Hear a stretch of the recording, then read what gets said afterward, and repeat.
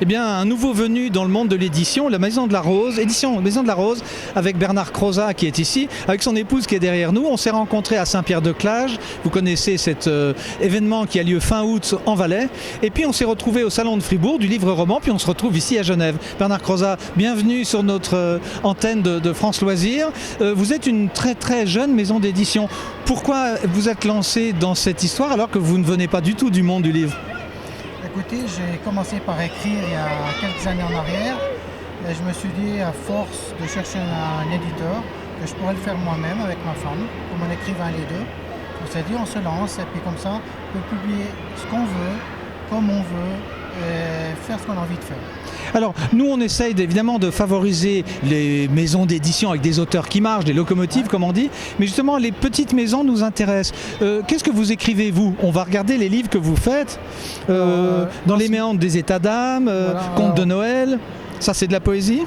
Alors ça, c'est des contes de Noël et ça, c'est des nouvelles. Donc, c'est les deux premiers que j'ai publiés dans la Maison Rose. Autrement, là, je suis en train de corriger un thriller. Et en futur, j'ai un roman historique aussi qui se passe dans la Gruyère, qui est là, mais que je n'ai pas encore écrit. Bon, et puis votre femme écrit également. Donc Bénédicte Gandois, c'est un autre nom, ça fait mieux, hein, ça fait plus d'écrivains dans la maison. Alors elle écrit et elle fait les illustrations. Donc ça, c'est ses nouvelles, avec l'illustration. Ici, c'est Carnet TGV, c'est de la poésie. Là, par exemple, elle a fait les illustrations. Autrement, ici, c'est aussi les illustrations qu'elle a fait. Après, elle a aussi un livre où elle a été illustrée de la jeunesse. Mais comme elle est juste là, moi j'ai envie de dire à la caméra, on va vous regarder, on va vous poser la question dans le micro. Ça fait quel effet de travailler avec son mari en fait ? C'est parfois très difficile, non, c'est pas vrai. Non. Il faut qu'on se fixe bien les chapeaux, qui fait quoi. Mais sinon, c'est juste, ça nous prend pas mal de dimanche. Oui. Autrement, ça va. C'est du travail d'amateur. Dans le mot amateur, il y a le mot aimer. On va faire un clin d'œil également à une prochaine publication. Merci beaucoup Bénédicte.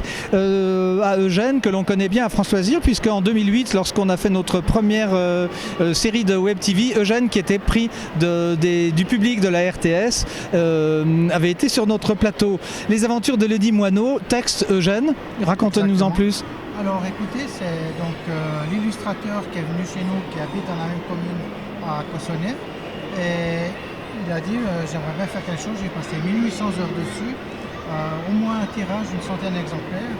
Et quand on a regardé ça, on s'est dit qu'il y avait plus à faire. Donc nous, c'est vrai qu'on n'était pas forcément intéressé par la BD, mais là on s'est dit, on veut s'investir pour ça, il y a quand même Eugène derrière.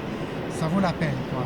Bon, merci pour lui. L'histoire est très intéressante. L'histoire du licorne, ça plaira certainement aux enfants. Nous, on se retrouve pour d'autres sujets. Merci Bernard et bon salon à vous. Merci à tous.